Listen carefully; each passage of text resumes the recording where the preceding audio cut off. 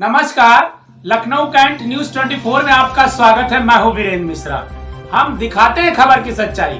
खबर की सच्चाई देखने के लिए देखते रहिए लखनऊ कैंट न्यूज 24। लखनऊ शहर के निर्मथा विजयनगर में हो रही श्रीमद् भगवत कथा के द्वितीय दिवस में आज व्यास श्रद्धेय श्री श्री नमन कृष्ण महाराज धर्म मातंड भागवत किंकर जी द्वारा भक्तों को कथा सुनाते हुए कही गई है बड़ी बात। उन्होंने समाज में होने वाली तमाम बातों पर चर्चा करते हुए बताई है गुण बात। यह आयोजन अगर देखें तो निर्मथा के विजयनगर क्षेत्र में दूसरी बार हो रहा है, जिसमें उत्तराखंड समाज के लोगों द्वारा सामूहिक रूप से कराया जा रहा है, जिसमें मुख्य यजमान उर्वा दत्त जोशी, गणेश सिंह, माधव सिंह बोरा, देवेंद्र बोरा, अजय बनकोटी के साथ साथ सभी मित्र जन एवं सहयोगी जनों के तन मन धन के सहयोग से कराया जा रहा है, जो कि 5 नवंबर 2023 तक चलने वाला है। अब भगवत कथा हो रही है तो भक्त ना आए ऐसा हो ही नहीं सकता। सैकड़ों की संख्या में भक्ति रस पान करने पहुंची माताएं बहनों के साथ साथ क्षेत्र के वरिष्ठ जनों की भी रही उपस्थिति। खूब हुआ है भजन और लोगों ने कथा सुनकर पाया हंसा। आइए दिखाते हैं लखनऊ कैंट न्यूज 24 की पूरी रिपोर्ट।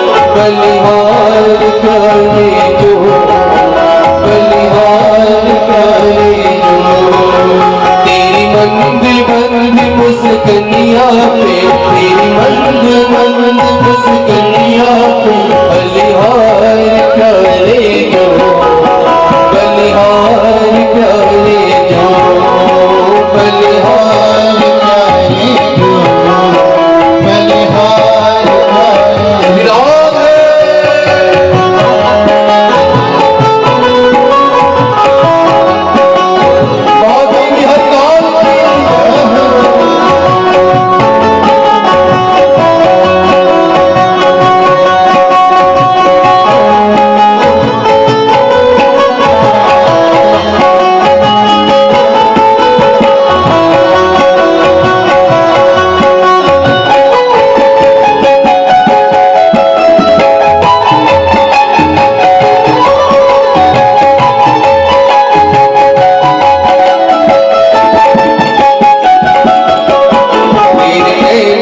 जब बतवा मटके हैं तारे तारे तेरे जब बतवा मटके हैं तारे तारे मटके हैं तारे तारे मटके हैं तारे तारे तेरी तिरछी सी चितवनिया पे तेरी तिरछी सी चितवनिया पे बलिहार करे बलिहार करे बलिहार करे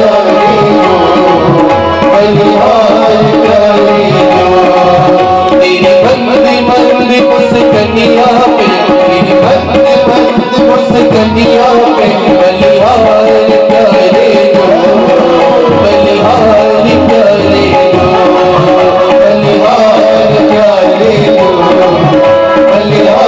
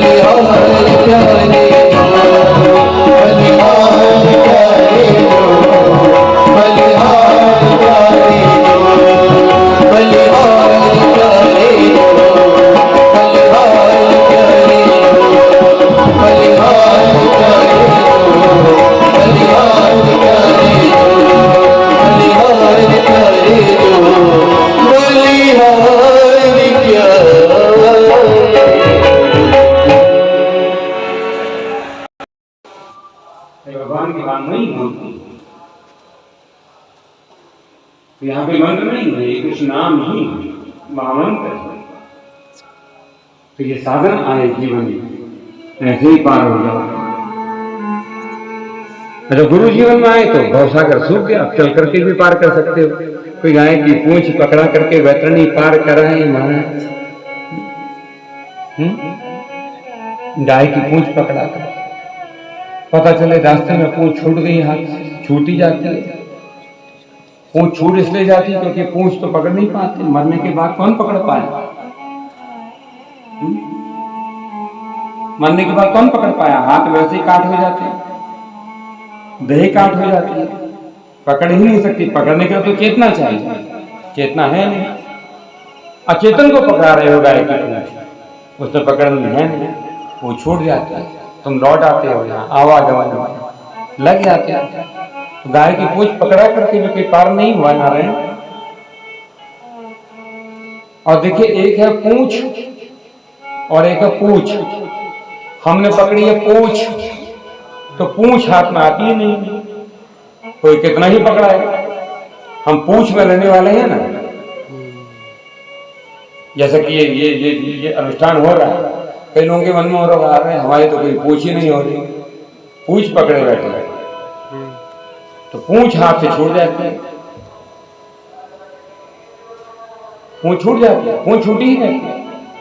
परिवार में भी कोई अनुष्ठान हो, विवाह का कोई अनुष्ठान हो, सुंदरकांड हो, अखंड रामायण हो, अथवा तो पारिवारिक यज्ञ हो, उसमें सब बुलाए, निमंत्रित किए गए अपने निमंत्रित प्रियजन, उनमें से अनेकों की आंखों में तो गांठें पड़ जाती है। वहां जेबे क्या है, हमारे तो वहां पूछे नहीं है ना। ऐसी भागवत कथा यज्ञ चल रहा है, हमारी तो पूछ ही नहीं। अब पकड़ी ये पूछ तो भगवान कहां से हाथ में आएंगे नारायण? तो ये गाय की पूंछ भी ना पार नहीं कराती, क्योंकि पहले से ऑलरेडी पकड़ी हमने पूंछ। इसी पूंछ को पकड़ करके पुनरपि जननम पुनरपि मरणम पुनरपि जननी जठरे से, ये पूंछ ही पकड़े रहते हैं। ये पूंछ पकड़ी है, ये छूटे पूंछ हमारी, दूसरा हमारी ही पूंछ हो, है ना। एक होती हमारी तो पूंछ ही नहीं हुई, एक होती हमारी ही पूंछ हो तो हम करेंगे। हमारी ही पूंछ होनी चाहिए, हमारा यज्ञ। ये दोनों बातें वंचित कर देती है परम तत्व से, वंचित कर देती है परम की प्राप्ति से। परम छूट जाता है, जगत ही हाथ में रहता है।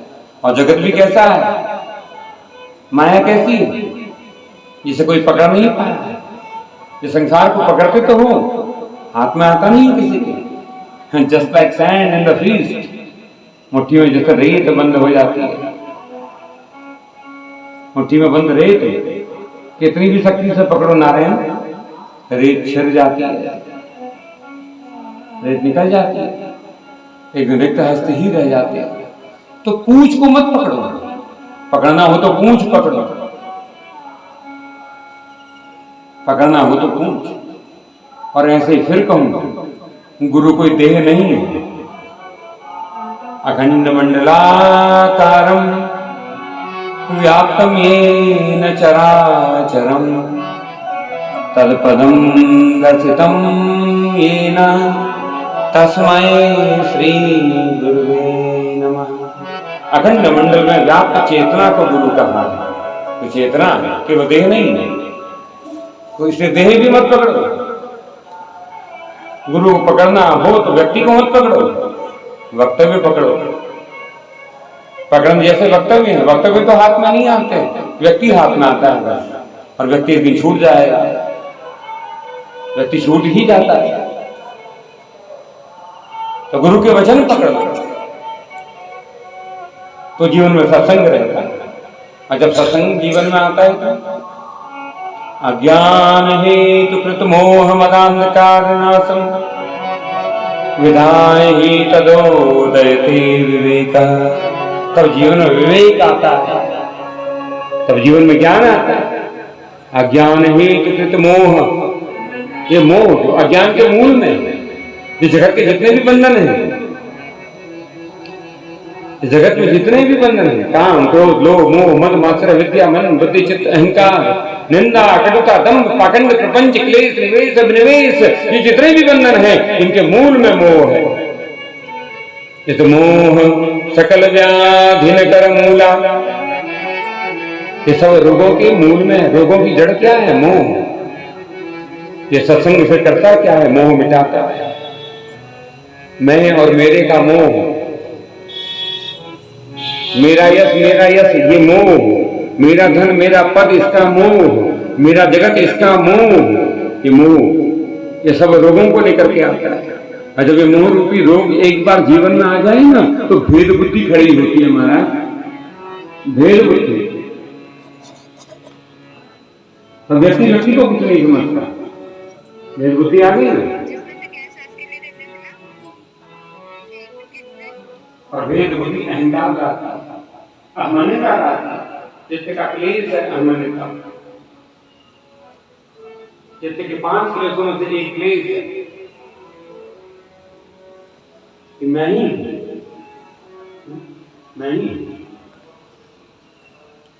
ये भाव मिले, ये भाव मिले। जिस समय ये भाव मिटता है मैं भाव, उस समय एक सुंदर भाव, भागवत भक्ति के आंसर से कोई सुंदर भाव हृदय में आता है, बछड़ा भाव। भागवत कौन सा भाव देखिए? बछड़ा भाव। हम बछड़े भगवान के, गोविंद के, गोपाल के, बिछड़े नहीं है, बछड़े। भगवान से बिछड़ना तो वैसे भी असंभव है, संभव ही नहीं है। हाँ ठीक है, तुम बिछुड़ जाओ, तुम बिछुड़ जाओ भले, किनारे भले ही नदी को भूल जाए किंतु नदी कभी किनारों को नहीं भूलती। चंद्रमा भले ही आकाश को भूल जाए किंतु आकाश कभी चंद्रमा को नहीं भूलती, नहीं भूलती। ऐसे ही ये जीव माया के कारण, मेटेरियलिस्टिक इन्फेक्चुएशन के कारण, भौतिक आसक्ति के कारण हो सकता है कि ब्रह्म को भूल जाए, किंतु संभव ही नहीं है कि मेरा गोविंद अपने भक्त को, अपने संसार को, अपने जगत को भूल जाए। तो बिछुड़ना तो असंभव है। ये बिछड़ा भाव हटे, बछड़ा भाव आए, तब समझना कि आप भागवत भक्ति में हो। और बछड़ा भाव क्या है? बेछला भाव, जिसके पास कोई छल नहीं होता, जिसके पास कपट नहीं होता, जिसके पास छिद्र नहीं होते हैं, वह है बछड़ा, वह है बछड़ा। उसी बछड़े की पूंछ पकड़ करके गोविंद अपने पैरों में खड़े हुए थे। भगवान का नाम है ना भक्त पच्छावलंबनम, बछड़े की पूंछ पकड़ करके ही खड़े हुए हैं नारायण। तो बछड़े अपने को बछड़ा बनाओ, बिछड़ा मत रखो, क्योंकि जैसे बिछुड़ते हो तब अनेक पाप आकर के घेर लेते, अनेक प्रकार के अहंकार आकर के घेर लेते, और अपने को बछड़ा बनाओ और कहो कि हम संसार वन में भटक गए हैं, खो गए हैं, तुम तो गोपाल हो, आकर के हमें खोज लो, आकर के हमें ढूंढो। ये वासना के वन में, वासना के जंगल में हम भटक गए हैं। तो बछड़ा भाव स्थिर रहे, ये सत्संग देता है बछड़ा भाव, बिछड़ा भाव छूटता। दूसरा बेछला भाव, ये हटे, जीवन से छल हटे, छल और कपट। भगवान ने कहा ना, निर्मल मन जन सुनो मोहि पारा, निर्मल मन जन सो मोहि पारा, मोहि कपट छल छीन न पावा, मोहि कपट छल छीन न पावा, निर्मल मन जन सो मोहि पावा, निर्मल मन जन सो मोहि पावा, मोहि कपट छल छीन न पावा, मोहि कपट छल छीन न पावा, निर्मल मन जन सो मोहि पावा,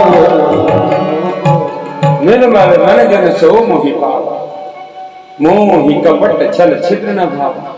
तो कथा में आए हो, प्रवेश कर चुके हो, कम से कम छल हट जाए, छल हट जाए। कपट हट जाए, अनेक छिद्र जो लेकर के आता है छल, ये हट जाए छिद्र। छिद्र क्या है? पर निंदा छिद्र है, और पर निंदा सम नहीं अधमाई। इससे कोई अधम कृत्य नहीं, इससे कोई दूसरा बड़ा पाप कृत्य नहीं। पर निंदा सम नहीं अधमाई, पर निंदा परम परम पाप कृत्य, अधम कृत्य कहा जाए। तो ये छिद्र है छल।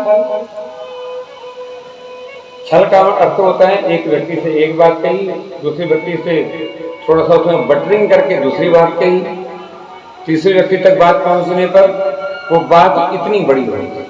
ये छिद्र है, ये छल है। ये हटे मिटे ये ना जीवन में, तब जीवन में भक्ति प्रवेश करती, नहीं तो भक्ति नहीं आती। तो छल हटे। और कपट, कपट का अर्थ है मुझे ही सब फल मिल जाए, मुझे ही सब, मुझे सारा यश मिल जाए, ये कपट है। परिवार में कोई शुभ अनुष्ठान हो, उसका फल सबको मिले, सबके हित की कामना हो। अरे भारत का ऋषि तो सर्वे सर्वे भवन्तु सुखिनः सर्वे सन्तु निरामयाः सर्वे भद्राणि पश्यन्तु मा कश्चित् दुःखभाग्। इसकी प्रार्थना करने वाला भारत का ऋषि। तो हमारा हृदय ऐसा हो, ऋषि जैसा हृदय, सर्वहित की कामना इसमें जगह, सर्वहित की कामना। ठीक है, देखिए समाज में मुंडे मुंडे मतिर भिन्ना, जितने जितने मस्तिष्क हैं उतने उतने विचार, उतने उतने प्रकार के लोग भी। किंतु फिर मैं देखता हूं एक बड़ा कृत्य हुआ, देव दानव संग्राम हुआ, और देव दानव संग्राम में, देवासुर संग्राम में युद्ध का निर्णय ही नहीं निकला। युग बीत गए महाराज, लड़ते लड़ते। कब तक लड़ेंगे? एक दिन दोनों जने भगवान के चरणों में बैठ गए, नारायण कब तक लड़ेंगे, कब तक लड़ेंगे, कब तक लड़ेंगे, कब तक लड़ेंगे? तो भगवान ने कहा ठीक है, युद्ध का निर्णय निकल जाए तो युद्ध शांत हो जाएगा, लड़ाई झगड़ा खत्म हो जाएगा। करेंगे? भगवान ने कहा ये लड़ रहे, इनका मन बदल दिया जाए, इनका मन बदल दिया जाए। तो मन कैसे बदले? समुद्र का मंथन करो। अब समुद्र का दूध का मंथन करो महाराज, दधी बने दधी का मंथन करो तो छाछ बने, छाछ का मंथन हो तो मक्खन निकलता है ना। तो सागर के मंथन से क्या निकलेगा? प्रश्न तो यही आया। भगवान को तो उलझाना था। इस युद्ध के भाव से उनका मन बदलना था, तो उनको लगा दिया समुद्र के मंथन में। अब दोनों, एक और देवता लगे हैं, एक और दानव लगे हैं। देखिए, अमृत तत्व की प्राप्ति करनी हो तो समाज के देव और समाज के दानव सबको साथ लेना ही पड़ेगा, तभी अमृत की प्राप्ति होगी, कोई छूटे ना। अमृत तभी निकलता है, अमृत की प्राप्ति तभी होती है। तब एक और दानव लगे, एक और देव लगे, तो दोनों मिल जाएं तो अमृत की प्राप्ति होगी। तो एक और दैत्य लगे और एक और देवता लगे, और समुद्र मंथन होता है महाराज। तो सबसे पहले विष निकलता है, ऐसे विष ही निकलेगा। देखिए, आकाश से वर्षा होती है, वर्षा ऋतु आती है, श्रावण मास का प्रारंभ हो, आकाश बरसता है, आषाढ़ का की पूर्णिमा के बाद बरसना शुरू होता है। तो धरती से सबसे पहले क्या निकलता है बाहर? तो बारिश होती है तो क्या निकलता है बाहर? कीड़े मकोड़े, सांप, बिच्छू, विषधर। सबसे पहले विषधर ही निकलते हैं। भूमि के नीचे जो कीड़े मकोड़े हैं वही बाहर आते हैं। तो जब कोई समुद्र मंथन करो, अमृत प्राप्ति का लक्ष्य हो, चिंतन में अमृत ही हो और मंथन होगा, तो सबसे पहले विष ही बाहर आएगा। किंतु विषधर बाहर आए ये सोच करके आकाश रुक नहीं जाता है कि बरसना छोड़ दो, अरे विषधर निकल रहे हैं, अब बारिश नहीं करते हैं। आकाश फिर भी बरसता है, आकाश बरसता है। उसके बाद क्या निकलते हैं? उसके बाद भूमि से निकल के घास पात खरपतवार, भूमि से घास पात निकलेगी, खरपतवार निकलेगी। तो भी जब देखता है आकाश, इसी भूमि पर कोई किसान, कोई कृषक बन करके उन घास पात उस खरपतवार को मिटा रहा है, तो आकाश और प्रसन्नता से बरसना शुरू करता है। तो उसी भूमि पर फसल के बीज बोए जाते हैं और फसल प्राप्त होती है, फल लगते हैं। तो चाहते हैं कि जीवन में फल मिले तो रुको मत, यात्रा रुके ना। कि विजर देखा यात्रा रुक गई बरसने की, आकाश नहीं रुकता, प्रकृति नहीं रुकती, हम क्यों रुक जाए? विष मिले तो रुकना नहीं है, जुटना है। अमृत, जब तक अमृत की प्राप्ति नहीं होगी तब तक मंथन नहीं रुके, तब तक यात्रा न रुके। ऐसी भक्ति की यात्रा भी है, आध्यात्मिक यात्रा भी है, ये सहभागी यात्रा भी है कि आएगा विष तो आएगा, निंदा भी मिलेगी, आलोचना भी मिलेगी, कटुता भी मिलेगी, प्रतिकार भी होगा, दुष्प्रचार भी होगा, किंतु रुकना नहीं है। ये विष है और ये प्रमाण है कि अंत में अमृत भी प्राप्त होगा। सत्संग हो अमृत तो निकलेगा ही निकलेगा, ये प्रमाण है। विष ही ना निकले ना, ये विषधर ना निकले ना, तो समझना अभी आपका तब की यात्रा प्रारंभ नहीं हुई है, अभी मंथन का प्रारंभ नहीं हुआ है, मंथन का उदय नहीं हुआ है। अगर विष निकल गया तो समझ लो यात्रा प्रारंभ हो गई है, पहुंचेगी मंजिल तक, पहुंचेगी अपने गोल तक, अपने पैराडाइज तक, अपने हेवन तक, अपने स्वर्ग तक। तो अमृत भी देगी, अमृत भी मिलेगी। तमसो मां अमृतम, तमसो मां ज्योतिर्मय अमृतम गमय। अमृत तो मिलेगा ही नहीं, हमें अमृत को ही अपने केंद्र में रखना है। और अमृत कौन है? अमृत कौन है? अमृत है कृष्ण, अमृत है इष्ट, अमृत है महादेव। हमें अपने परम लक्ष्य को ही देखना है। तो भक्ति की यात्रा में विष मिलेगा। परिवार में ही देखो ना, कोई जना भक्ति करना शुरू करे, अपने व्यक्तिगत परिवार में देखो या किसी के परिवार में कोई भक्त हो तो सबसे पहले से रोकता कौन है भक्ति करने से? आपका बेटा भक्ति करने लगे तो कौन रोकेगा? सबसे पहले माँ पिता ही रोकेंगे। धन कमा, इसमें कहाँ लग गया? इसमें कहाँ लग गया? धन कमा, व्यर्थ के काम में मत है, तो बुढ़ापे में करना भक्ति। हम बुढ़ापे में कुछ होता नहीं हमारा, बुढ़ापे में कमर दर्द होती है, घुटनों में दर्द होता है, आसन सिद्ध होता नहीं है, बैठा जाता नहीं है। प्राण प्रयाण समय कब वात पित्त है, ये कब वात पित्त दोष बनकर के प्रकट हो जाते हैं, वार्धक्य में नहीं होती। युवानी में भक्ति लगे तो सबसे पहले कुटुंब रोकता है। अब इतना बड़ा आयोजन हो तो इतना बड़ा परिवार, कोई ना कोई तो रोकेगा ना, कोई ना कोई तो विष की बेल बोएगा, तो भी जो न रुकेगा, उसका संकल्प ध्रुव जैसा हो जाए, उसके लिए नारायण प्रकट हो जाते हैं। संकल्प ध्रुव जैसा हो जाए तो नारायण प्रकट हो जाए, संकल्प प्रहलाद जैसा हो जाए तो नारायण की प्राप्ति होती है। तो रोकेगा तो पहले परिवार में, पिता रोकेगा, माँ रोकेगी, समाज रोकेगा। भक्ति की यात्रा पर निकलो ना, तो सबसे पहले भी घर से निकले। अगर न रुको तो जीवन में अमृत भी आएगा। और कृष्ण अमृत है, भागवत अमृत है, मंथन है। तो विष प्राप्त करना चाहते हो या विष में रुक जाना चाहते हो कि अमृत तक यात्रा करना चाहते हो? तय आपको करना है। विष में ही रुक जाना चाहते हो अथवा तो अमृत तक जाना चाहते हो? तय आपको करना है, या आपका निर्णय है। कहां जाना है? अमृत तक अथवा तो विष में नहीं गया है, रुक जाना है। जो विष पर रुक जाता है वो कभी परम की चेतना को प्राप्त नहीं कर पाता, कभी परम की करुणा को प्राप्त नहीं कर पाता। इसे रुकना नहीं है, अपनी यात्रा को अमृत तक ले जाना है। तमसो मां अमृतम गमया। तो जो करते हैं, सत्संग के आयोजन करते हैं, जो भी लगे, आचार्य जी लगे, आचार्य जी का परिवार लगे, आप लगे, समाज के लोग जुटे, जो भी जुटो, उनको मत देखो जो विष देने वाले हैं, उनको तो महादेव देख लेंगे क्योंकि नीलकंठ वही है। उनको तो महादेव समझ लेंगे क्योंकि नीलकंठ वही है, उन्हीं का स्वभाव है। जगत का तम है, रुद्र, वही तब मिटाने वाला है। तो उनको तो वो देखेगा, छोड़ दो ना शिव पर, छोड़ दो, तुम जुटो, सब जुटो। मनस्य एकम, हृदयस्य एकम, चित्तस्य एकम, वित्तस्य एकम। देखो जब कोई बड़ा सत्संग हो, बड़ा आयोजन हो, मनस्य एकम, सबसे पहले मन एक है। मन में भेद न डाले जाए।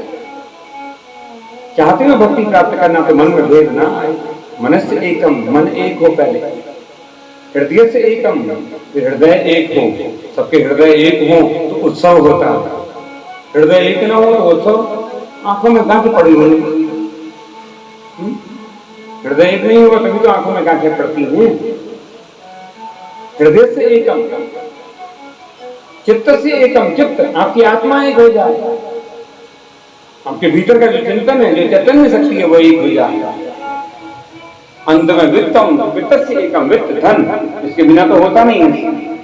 क्यों? धर्म से मूलम अर्थ, धर्म के मूल में अर्थ है। अर्थस्य मूलम इंद्रिय जया, अर्थ के मूल में इंद्रिय जय है। इंद्रिय जय से मूलम वृद्धोप सेवा, बड़ों की सेवा। वृद्धोप सेवा से मूलम विनय, उसके मूल में विनय है, तो अपने पास विनय रखो। इंद्रिय वृद्धोप सेवा, अपने समाज के जो बड़े जन हैं, गुरुजन हैं, जो समर्थवान हैं, उनके प्रति सम्मान का भाव हो। इंद्रिय जय, अपनी इंद्रियों पर नियंत्रण है। इंद्रियां क्रोध दिलाएंगी, नेत्र कुछ देखेंगे, कान कुछ सुनेंगे, इस पर नियंत्रण हो, इस पर नियंत्रण हो।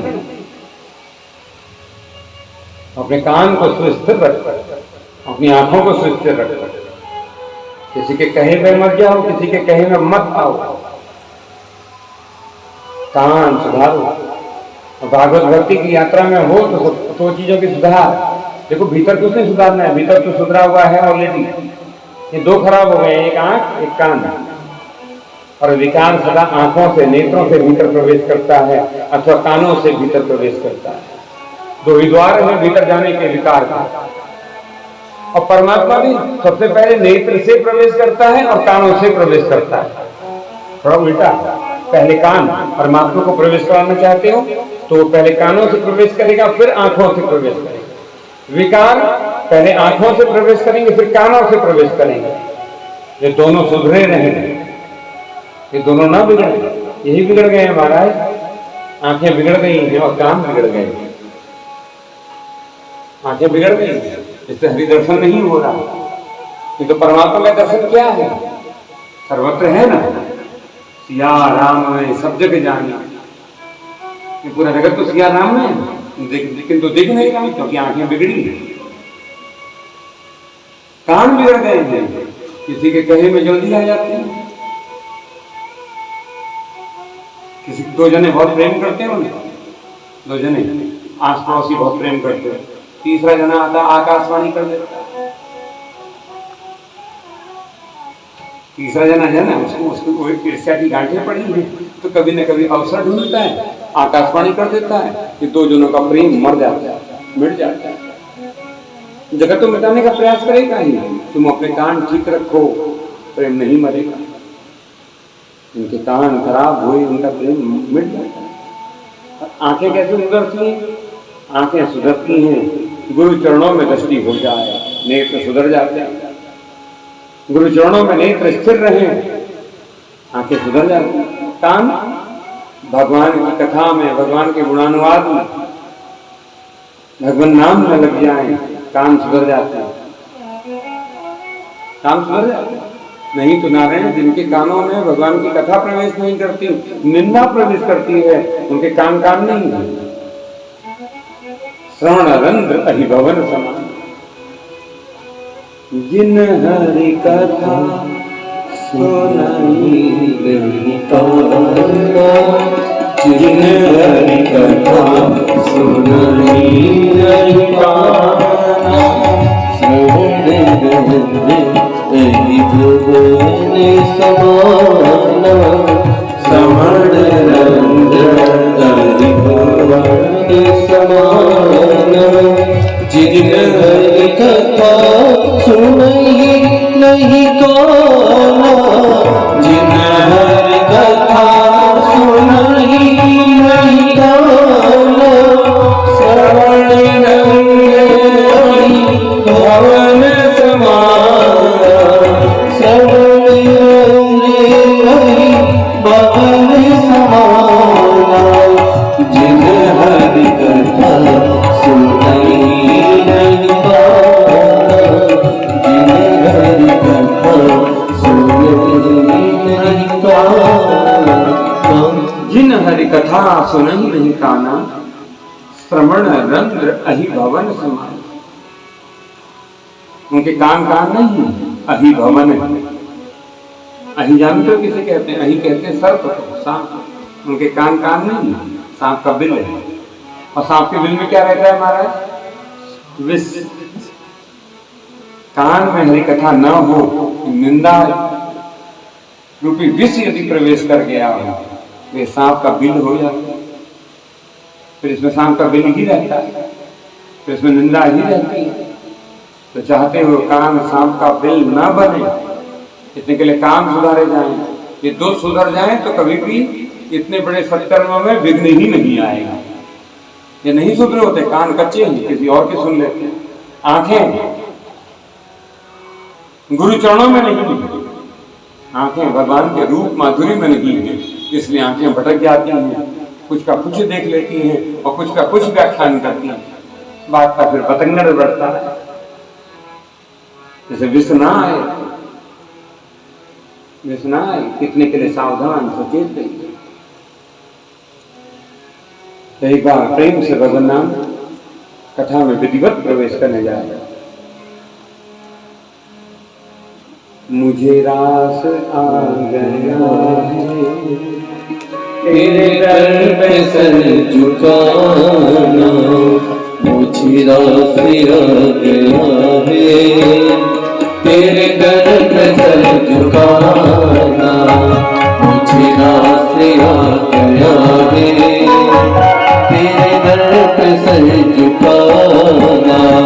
तुझे मिल गया पुजारी, तुझे मिल गया पुजारी, मुझे मिल गया ठिकाना, मुझे रास आ गया है, तेरे दर पे सर झुकाना, मुझे रास आ गया है, तेरे दर पे सर झुका। श्री राम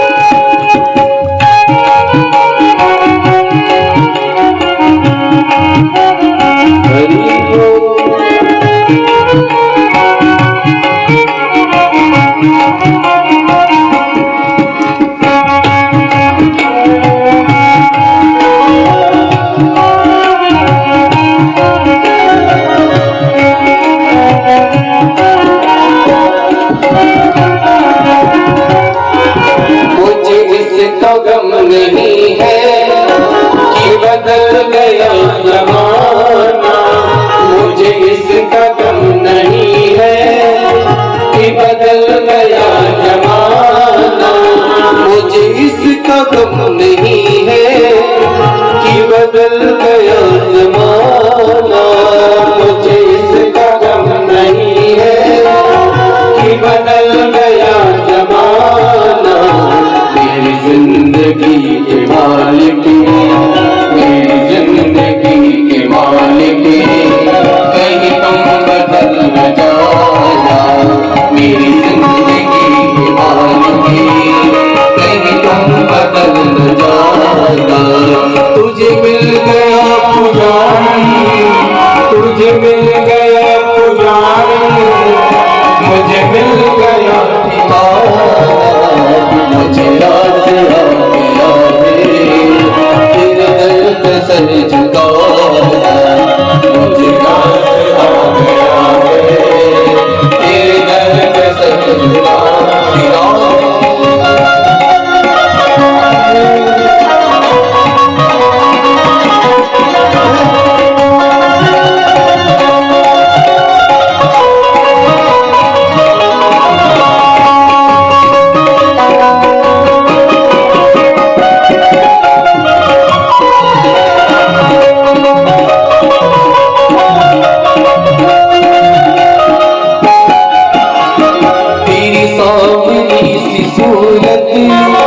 मेरे मन में बस गई है, तेरी सांवरी सी सूरत मेरे मन में बस गई है। तेरी सांवरी सी सूरत मेरे मन में बस गई है, तेरी सांवरी सी सूरत मेरे मन में बस गई है। मेरे सावरे सलोनी, मेरे सावरे सलोनी, अब और ना सताना। मेरे सावरे सलोनी, अब और ना सताना। तुझे मिल गई पुजारी, तुझे मिल गई पुजारी, मुझे मिल गया ठिकाना, मुझे रास आ गया तेरे दर पे सर झुकाना, मुझे रास आ गया तेरे दर पे सर झुकाना।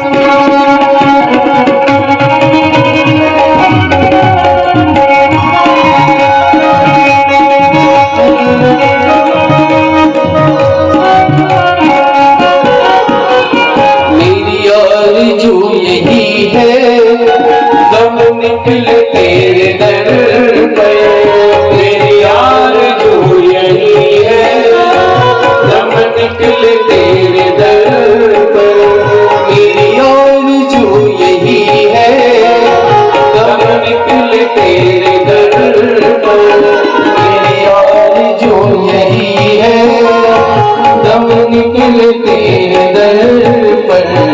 अब सांस चल रही है, अब सांस चल रही है, कहीं तुम चले न जाना। अब सांस चल रही है, कहीं तुम चले न जाना। तुझे मिल गई पुजारी, तुझे मिल गई पुजारी, मुझे मिल गया ठिकाना, मुझे रास आ गया है तेरे दर पे सर झुकाना,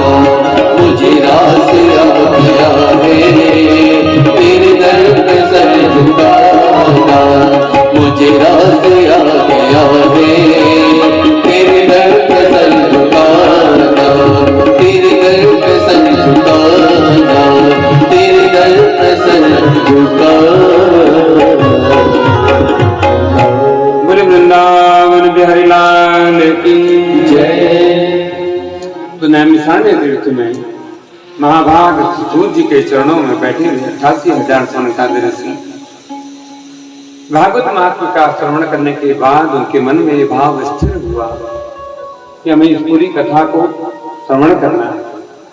सूताख्या ही कथा सारम मम कर्ण रसायन, हमारे कानों में ये रसायन अमृत बनकर के प्रविष्ट हो जाए देव, करुणा करिए हम पर। तो सूत जी महाराज श्रीमद् भागवत कथा सौनकादि ऋषियों को सुनाने लगे, मंगलाचरण किया। सत्यम परम धीमहि, भगवान के जो वास्तविक स्वरूप है, जिसे जगत के सत्य नारायण कहा, वो सत्यम परम धीमहि कहकर के स्पष्ट संकेत किया कि वो परम ब्रह्म जो है वह सत्य स्वरूप है। बाकी विविध स्वरूपों में अवतार लेते हैं, विविध स्वरूप धारण करते हैं। निज इच्छा निर्मित तनु माया गुण लोपा, अपने भक्त जनों की निज जनानाम इच्छाया, निज इच्छा अपने भक्तों की इच्छा से भगवान विविध स्वरूप धारण करते हैं। ये बात स्पष्ट करें तो सौनकादि ऋषियों ने सूत जी महाराज से प्रश्न किया कि ये कथा सर्वप्रथम किसने गाई, किसको मिली, इस धरा धाम पर कथा किस प्रकार अवतरित हुई, इसका वृतांत हमें संक्षेप में दी। तो श्री सूत जी महाराज कहते हैं सर्वप्रथम इस कथा का गान देवादिदेव महादेव ने पार्वती को, कैलाशपति महादेव मां परांबा भगवती को भागवती कथा सुना रहे थे। नंदीश्वर को आज्ञा दी कि स्थान 22 को दूर तक रिक्त हो जाए, निर्जन हो जाए। नंदीश्वर ने आज्ञा का पालन किया और जिस स्थान पर महादेव कथा सुना रहे थे मां परांबा भगवती को, वो स्थान 22 को दूर तक निर्जन हुआ। देखिए कथा का प्रभाव 22 को दूर तक रहता है। स्थान निर्जन हुआ, किंतु जिस वृक्ष के नीचे बैठ करके कथा सुनाने को तत्पर हुए, उसी वृक्ष के खोह में एक सुकी ने एक अंडा दिया है। अब मां सुक जो तोता है वो तो उड़ गई, पक्षी उड़ गया, किंतु अंडा तो उड़ नहीं सकता, वहीं रह गया।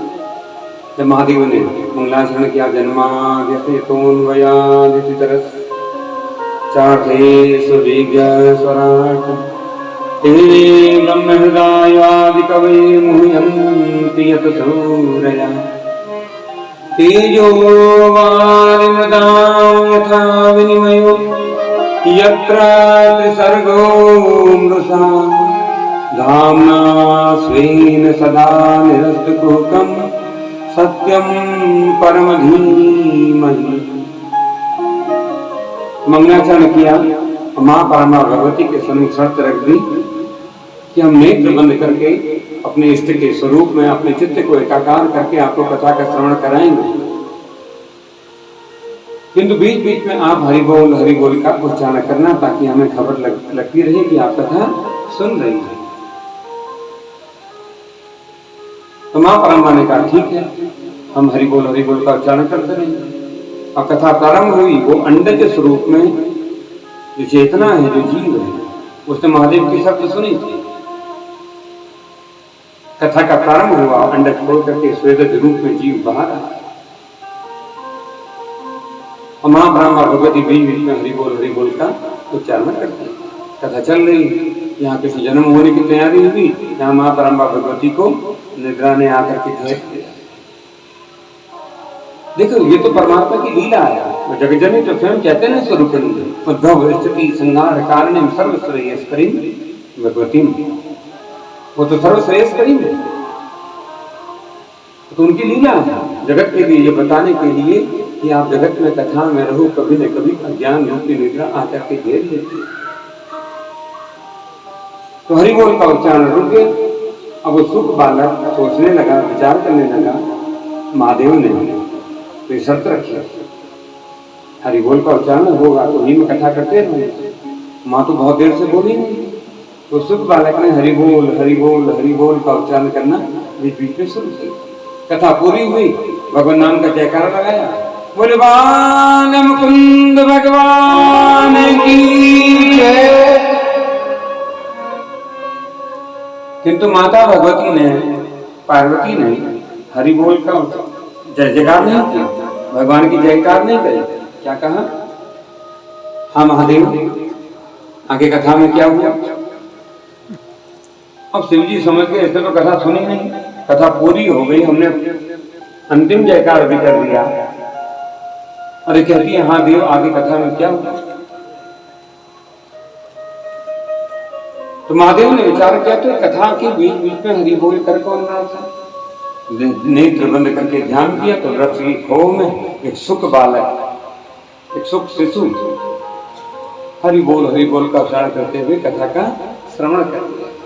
महादेव को क्रोध आया कि नाधिकार इसने कथा का श्रवण किया, लेकिन क्रोध करने का कारण है क्यों? क्योंकि एक तो व्यास आसन से ऊपर बैठ करके कथा श्रवण करी, दूसरा पीठ पीछे खो में है, व्यास पीठ के पीछे बैठ करके कथा श्रवण करी। महादेव ने उसको मारने के लिए सरसंधान किया, अपने प्राण बचाने के लिए देवलोक पहुंचा। देवताओं ने देखा कि हमारे पास कोई शरणागत भाव से आया है, पहले तो अभय देने को तत्पर हुए, किंतु पीछे पीछे महादेव को इस प्रकार रुष्ट होते हुए आते हुए देखा, महाकाल को आते हुए देखा। देवताओं ने हाथ जोड़ दिए, ये सुख बालक यहाँ से जाओ, पता चले कि हम आपकी रक्षा करने में तो असमर्थवान सिद्ध हैं ही, हमारा स्वर्ग भी नहीं रह गया। भगवान श्री हरि को पुकारा तो भगवान श्री हरि ने कहा देखो जिसको शिव ही मारने को तत्पर हो जाए तो उसकी रक्षा कौन करे? किंतु भगवान का वचन है अहम भक्त पराधीन, कि महादेव जो है ना केवल अपने भक्तों के अधीन है। महादेव के किसी भक्त का आश्रय ले लो। तो सुख बालक ने कहा कौन ऐसे भक्त हैं जिनका आश्रय देकर के मुझे अभय मिले? तो संकेत मिला कि समयाप्रास तीर्थ में भगवान व्यास अपनी पत्नी अरण्य के साथ देवादिदेव महादेव को प्रसन्न करने के लिए तपस्या कर रहे हैं, उनका आश्रय। तो समयाप्रास तीर्थ जहाँ वर्तमान में भगवान बद्री विशाल विद्यमान है, नर और नारायण नाम के दो पर्वत हैं। नारायण पर्वत पर भगवान बद्री विशाल और नर पर्वत पर समयाप्रास विशाल, जिसे वर्तमान में हम व्यास गुफा के रूप में जानते हैं, व्यास गुफा।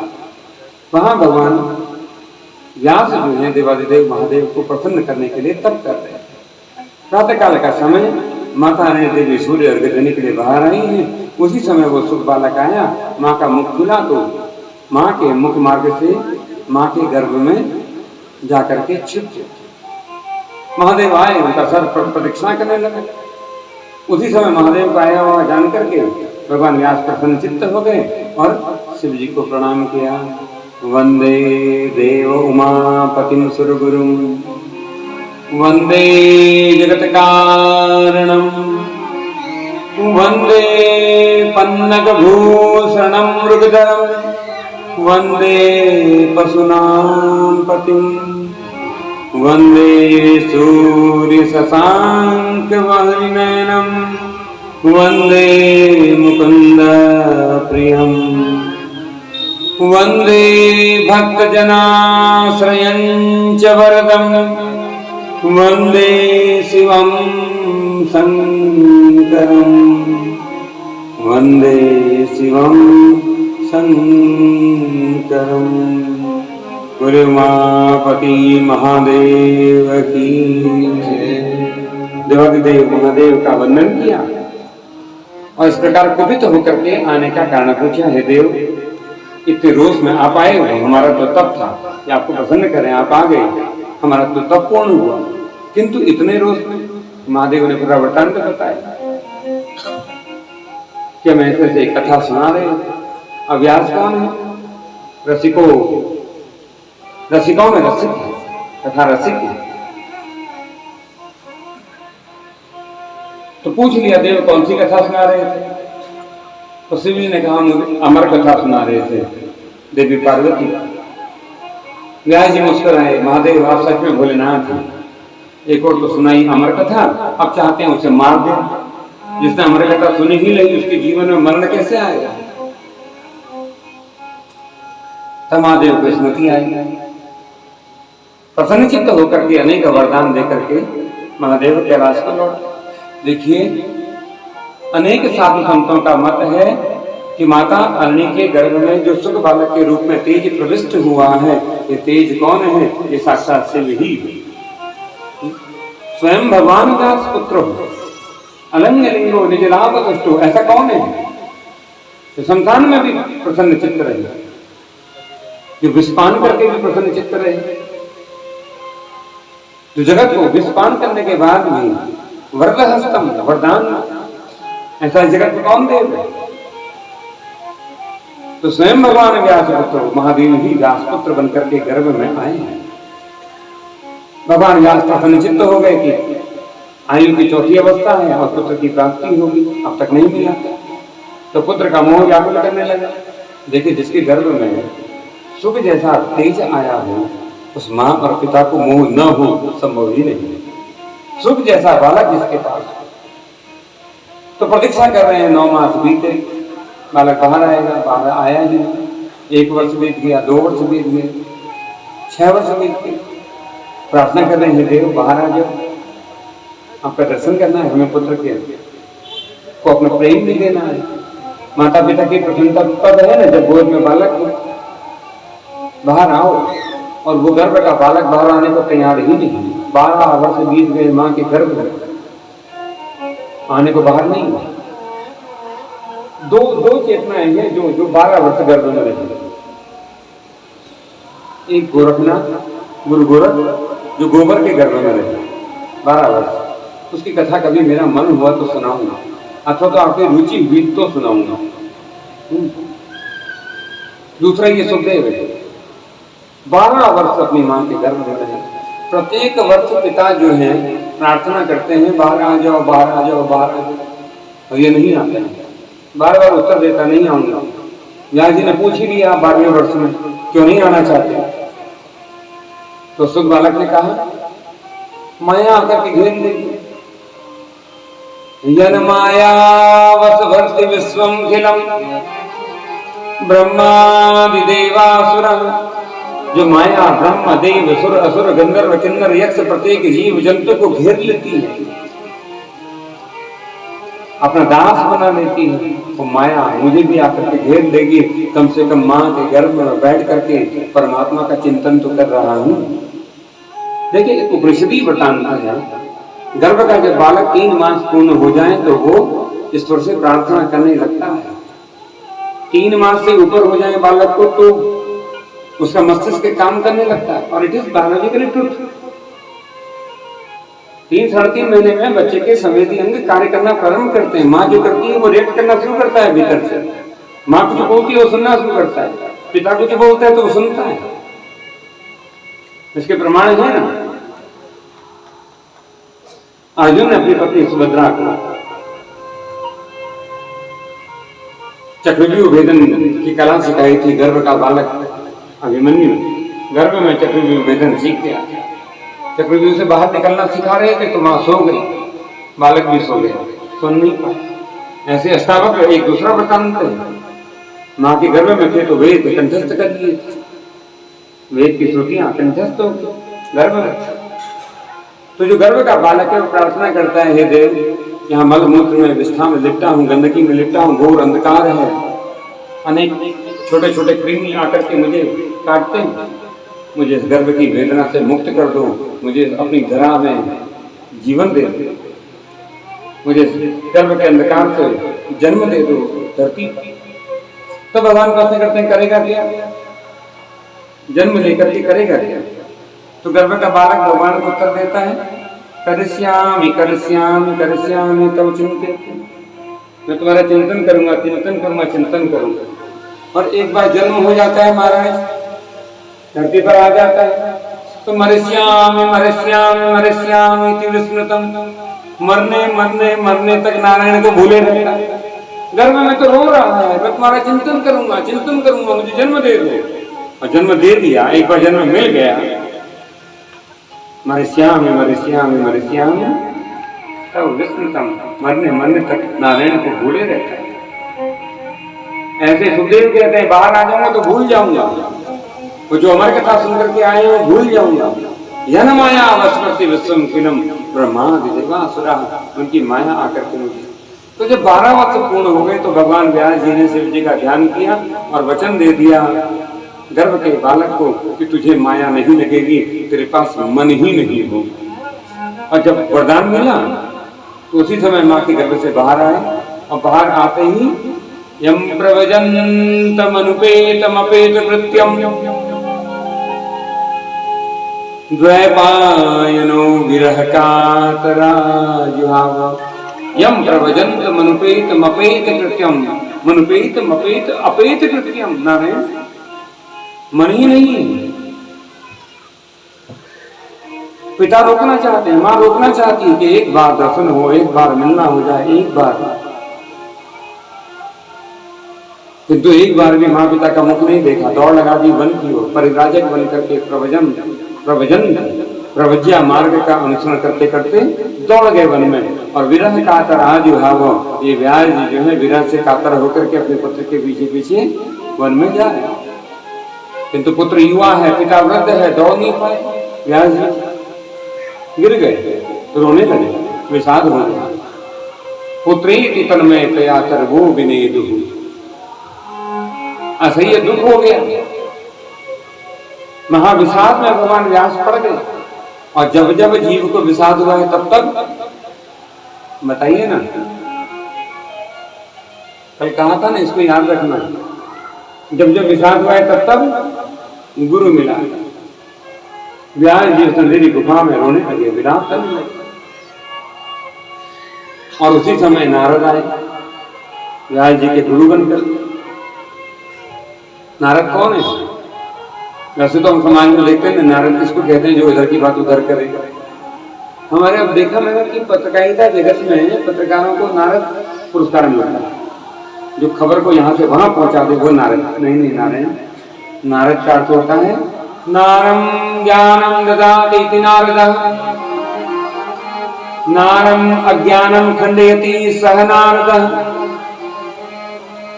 नारम ज्ञानम ददाति, जो ज्ञान दे उसे नारद कहते हैं। अज्ञानम खंडयति सह नारदः, जो अज्ञान का खंडन करे वो नारद। तो नारद जी आए, पूछा विषाद का कारण, तो बताया पुत्री की तन्मय तया, पुत्र के विरह में मुझे विषाद रहा। तो नारद जी ने ये भागवत का जो मंगलाचरण बना है मंत्र निकाल करके दिया, इसका विस्तार करना। नारद जी कहते हैं, नारद जी से भगवान व्यास कहने लगे, हे देव, हे ब्रह्म ऋषि, पहले इतना कुछ लिख दिया, वेदों के 4 विभाग कर दिए, महाभारत जैसा ग्रंथ जगत को दे दिया, भगवती वाणी को भगवद गीता के रूप में जगत के सम्मुख अनावृत कर दिया, 17 पुराण लिख दिए, अब क्या लिखना चाहिए? नारद जी ने कहा व्यास जी से कि आपने अब तक अभी वो कुछ लिखा ही नहीं है जो चित्त में परम शांति का हृदय करते, परम विश्रांति हृदय में डाल, वो जीव को शिव से मिला दे, ऐसा कुछ लिखा ही नहीं है। तुम इसका विस्तार करो। व्यास का अर्थ क्या है? विस्तार करने वाले। तो व्यास जी ने मंत्र ध्यान किया, उसके विस्तार करने की अपनी सहमति दी। अब मन में तीव्र गति से विस्तार हो रहा है, इतनी तीव्र गति से लेखन नहीं हो रहा जितनी तीव्र गति से मंत्र आते जा रहे हैं। तो विचार करने लगे, इतनी तीव्र गति तो गणपति की है। उनका आह्वान किया, गणेश जी को बुलाया, तो दोषने के लिए गणपति का स्मरण करेंगे। गाइए गणपति जगवंदन, गणपति जगवंदन, गाइए गणपति जगवंदन, शंकर सुमन भवानी नंदन, शंकर सुमन भवानी नंदन, गाइए गणपति जगवंदन।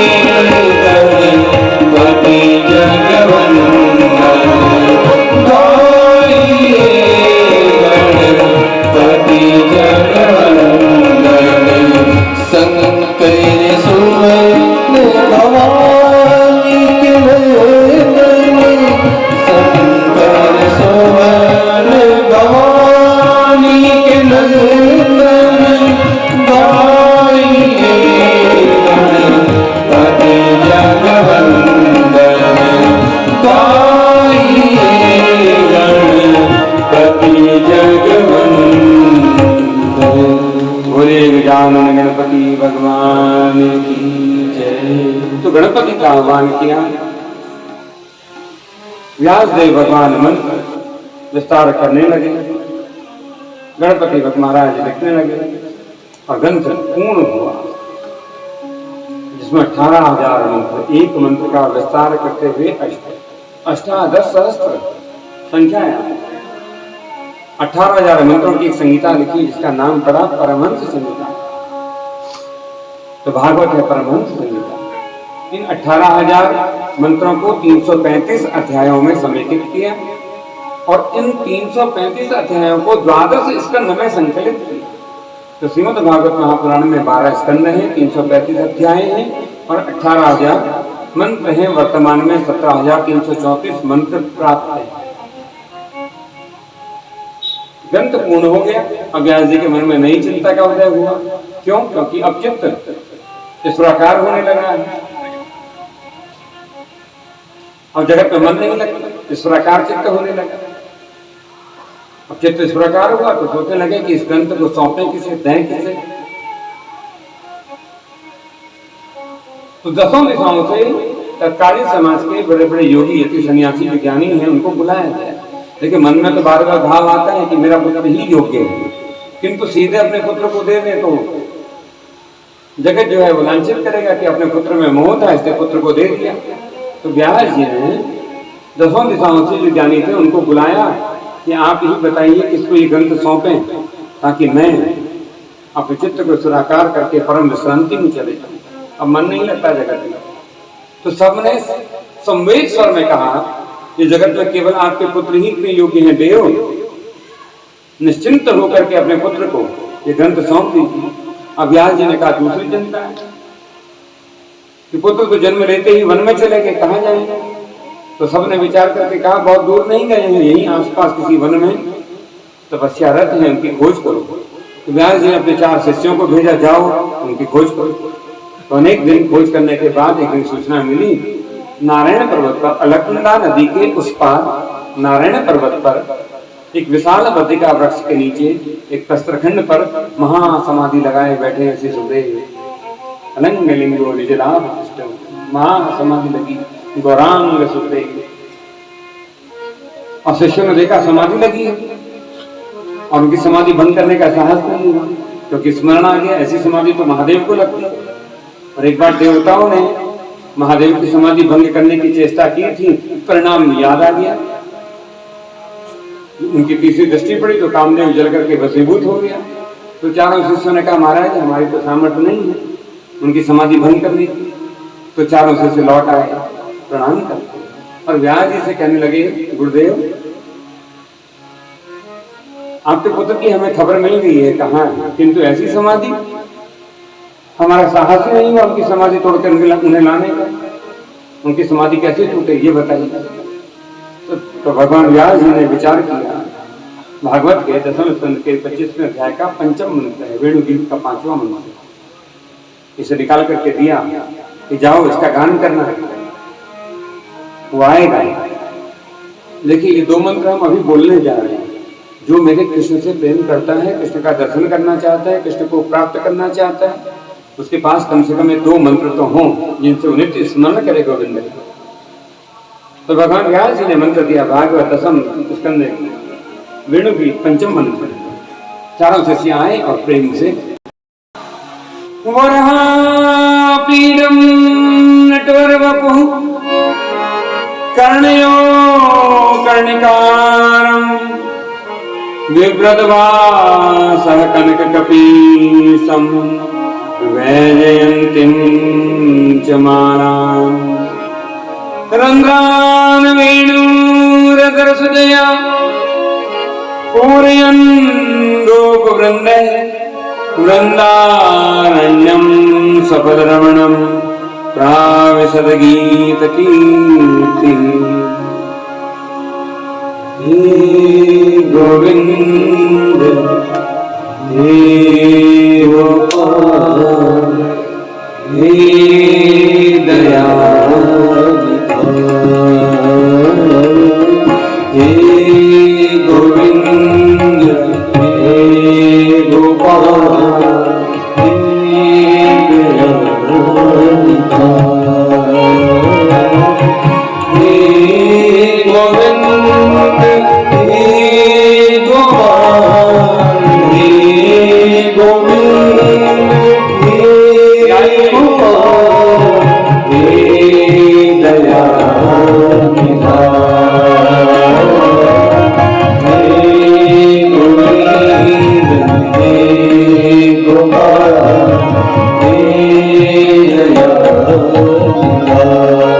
वरापीडं नटवरवपुः कर्णयो कर्णिकारं विप्रदवासः कनककपीशं वैजयन्तीं च मालाम्।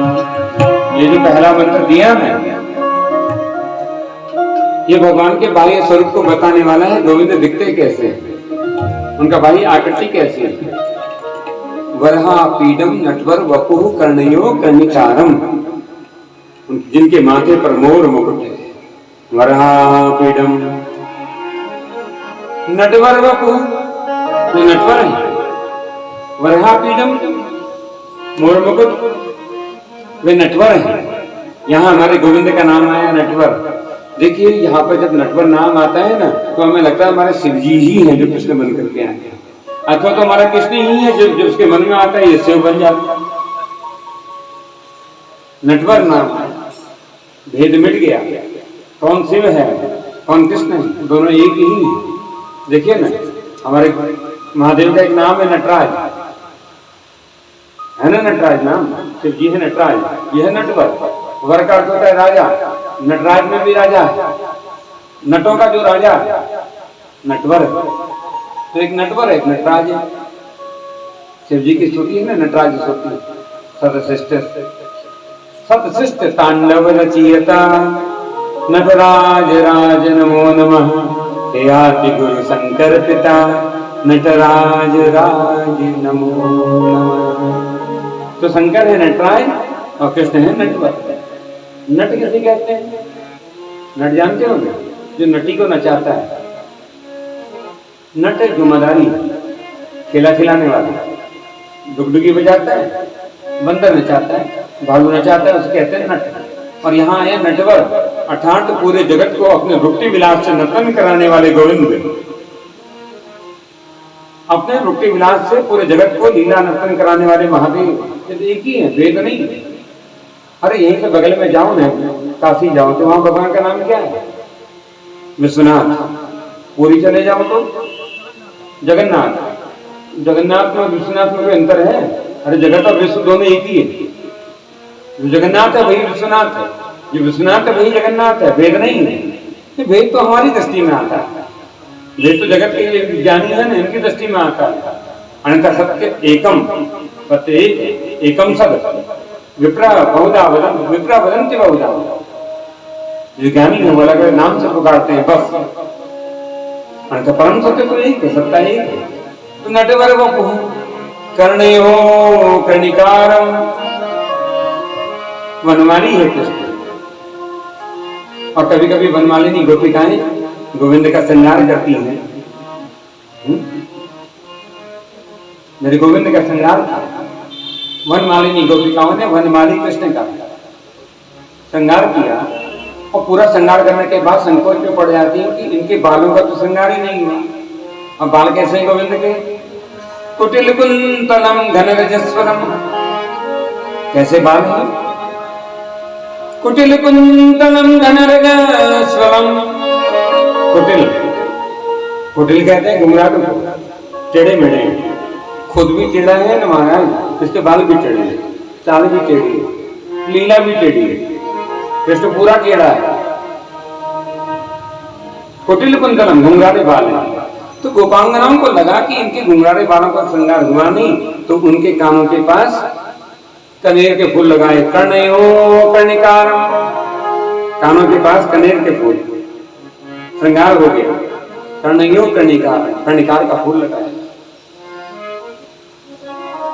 और हमारे वहां महाराज जी कहते हैं जगत में भगवान श्री हरि को कनेर का फूल ही नहीं चढ़ाते, केवल शिव जी को चढ़ाते। यहाँ देखो ना भागवत में, यहाँ भागवताकार कह रहे हैं कर्णयो कर्णिकारम विप्रदवास कनक कपीसम वैजयंतीं च मालाम्।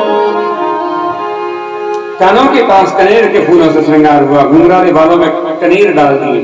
जैसे कभी कभी माताएं लगाती ना अपने जूड़े में फूल लगा देती हैं, ऐसे हमारे गोविंद के घुंघराले बालों में गोपांगनाओं ने, वनमाली गोपिकाओं ने वनमाली कृष्ण के कुटिल कुंतलम कि टेढ़े मेढ़े घुंघराले बालों में कनेर के फूलों से श्रृंगार किया। विवृतवास पीताम्बरी जिनकी आभा है, कनक कपीसम जो सर्वम खलविदम है, सर्वत्र यत्र तत्र सर्वत्र। कनक कपीसम वैजयंतीम च मालाम, गले में वैजयंती माला पड़ी, कितने सुंदर है भगवान, उनके गले में वैजयंती माला पड़ी। और हाथों में क्या है? रंध्रान वेणुर सदैव, हाथों में रंध्रान, छिद्रयुक्त बांसुरी, छिद्र ही छिद्र है महाराज बांसुरी में। एक और तो कहते थे कभी, यही प्रियतम प्रेमी घनश्याम, मोहि कपट छल छिद्र न भावा। कहा ना, भगवान का ही वचन है ना, मोहि कपट छल छिद्र न भावा, हमें छिद्र प्रिय नहीं है। किंतु जब वाद्य पकड़ने की बात आई तो ऐसा वाद्य पकड़ा जिसमें छिद्र ही छिद्र है, अपने ही वचन को तोड़ दिया। ये छिद्र युक्त बांसुरी, इसमें छिद्र ही छिद्र है, वो उठा लिया, अपने अधरों में लगा लिया। तो क्या भगवान झूठ बोल रहे थे त्रेता में, राम अवतार में, कि हमें मोहि कपट छल छिद्र न भावा? यहाँ तो छिद्र बहुत प्रिय है, अपने अधरों में लगा लेते हैं। देखिए ना बांसुरी क्या है, ये जो भगवान की बांसुरी है, बांसुरी में छिद्र होते हैं 9, ठीक है ना। देखो 3 बांसुरी पकड़ते हैं ऐसे, 3 उंगलियां, 3 उंगलियां, फूंक यहां से मारते हैं 7, एक 8 और एक 9। बांसुरी में छिद्र है 9। जीव में कितने छिद्र हैं? यहाँ जगत में जो जीव है 9, 2, 2 4, 2 6, 7, 2 मलमूत्र विसर्जन, 9 छिद्र है ना। ये 9 छिद्रों से युक्त, छिद्रों से भरा हुआ ये जीव कभी मेरी गोविंद की भक्ति में पड़े और पूर्ण शरणागति इसके जीवन में आती है। ऐसे पूर्ण शरणागत भक्त को भगवान अपने अधरों का अधरामृतम, अथवा तो अधरामृतम जो इस धरा का ही है, वैकुंठ का है, वो वैकुंठ का अमृत देने के लिए अपने अधरों से लगा लेते हैं। भगवान के भक्त ही भगवान की बांसुरी है। तुरंदान वेणुर सुदया पूरयन् गोप वृंद, पूरयन् गोप वृंद, जिनको पूरे का पूरा जिन्होंने पाया वो गोपियां हैं, बाकी तो कोई पा नहीं पाया। नारद से सुख व्यास रहे, पजिहार कोई पुनि पार न पावे, ताहि अहीर की छोहरिया सचिया बड़ी झांक। ये नारद बड़े बड़े योगी यति सन्यासी वैरागी जिसका पार नहीं पा पाए।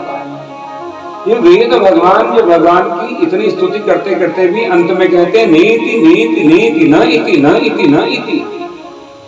वेद भी जिनकी व्याख्या करने में असमर्थवान सिद्ध होते हैं, नीति नीति कहकर के हाथ जोड़ देते हैं, ऐसे भगवान को किसने पाया? न नारद उनकी महिमा जान पाए, न व्यास इतनी व्याख्या करते हुए भी व्यास जी नहीं जान पाए।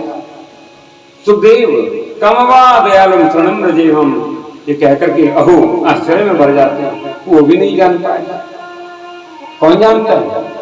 गोप स्त्री परिवेशितो विजयते, गोपाल चूड़ामणि गोप स्त्री परिवेशितो विजयते। केवल गोपियों ने पाया है। गोप स्त्री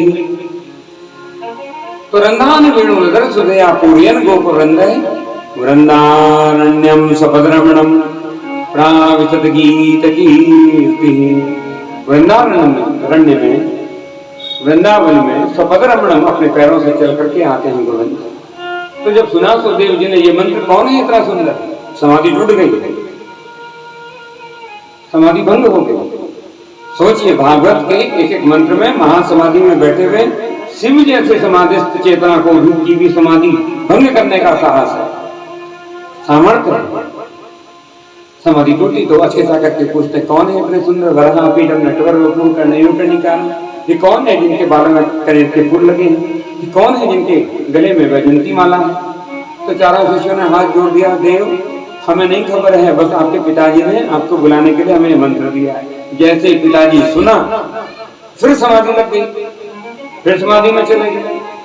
अब चारों शिष्य फिर लौट करके आए और व्यास जी से कहने लगे, गुरुदेव आपने जो मंत्र दिया था उससे समाधि तो टूटी, समाधि भंग हुई, किंतु फिर समाधि में चले गए। तो व्यास जी ने एक मंत्र और किया, तीसरे स्कंद के द्वितीय अध्याय का 26वां मंत्र कि जाओ इसका गान करना।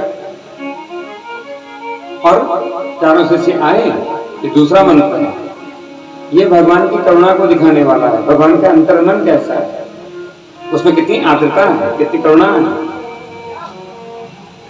तो चारों शिष्यों ने चारों ओर खड़े होकर के प्रेम से इस मंत्र का गान प्रारंभ किया।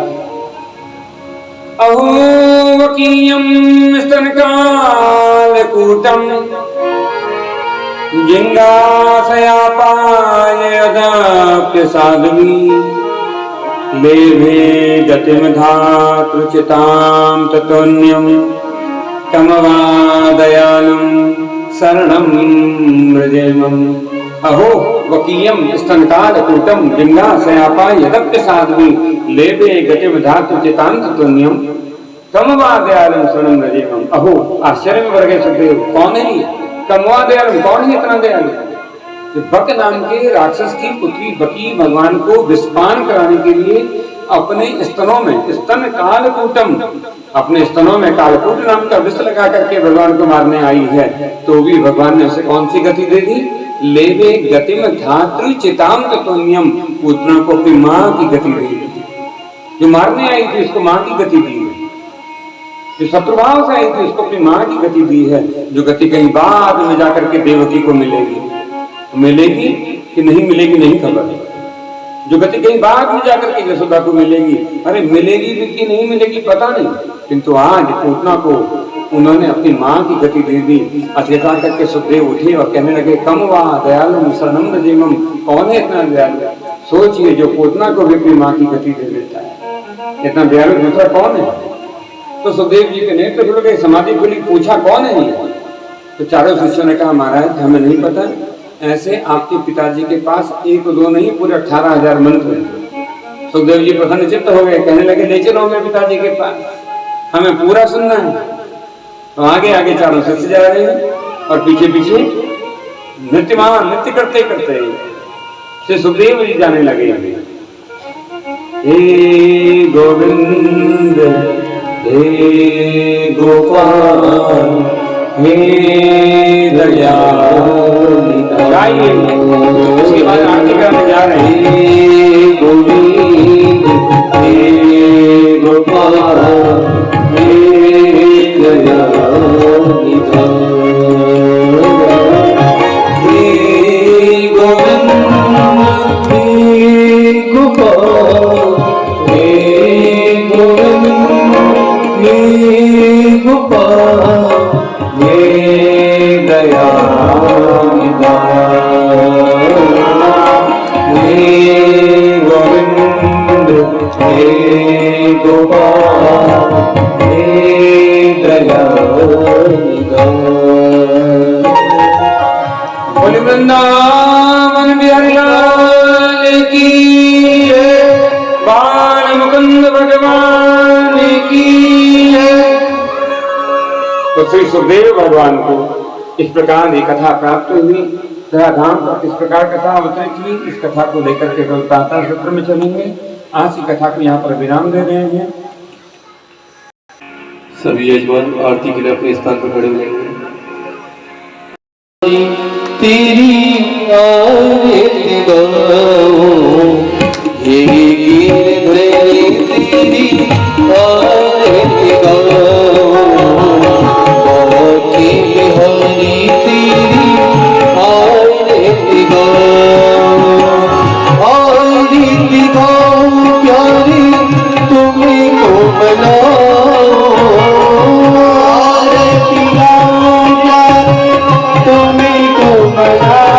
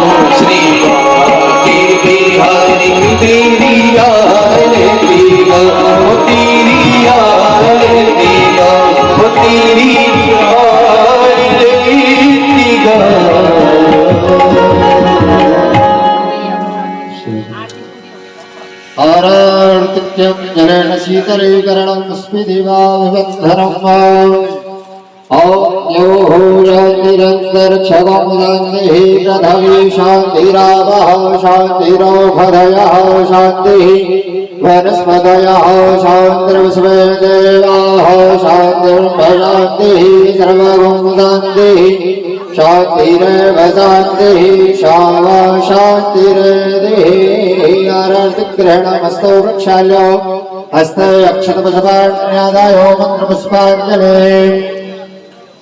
हरि ओम जग्मयगन्धदेवास्तानि धर्मानि प्रथमान्योदन्नः देहनाकं महिमानः सचन्द्रचन्द्रपूर्वे शाद्याः शक्तिदेवाः हरि ओम एकदन्ताय विद्महे वक्रतुण्डाय धीमहि तन्नो दन्तिः प्रचोदयात् हरि ओम तत्पुरुषाय विद्महे महादेवाय धीमहि तन्नो रुद्रः प्रचोदयात् हरि ओम चतुर्वेदाय विद्महे अष्टादशपुराणाय धीमहि तन्नो श्रीमद्भागवतः प्रचोदयात् सेवन्तिकावकुलचम्पकवाटलाब्जे पुण्डागजातकरवीररसालपोस्मै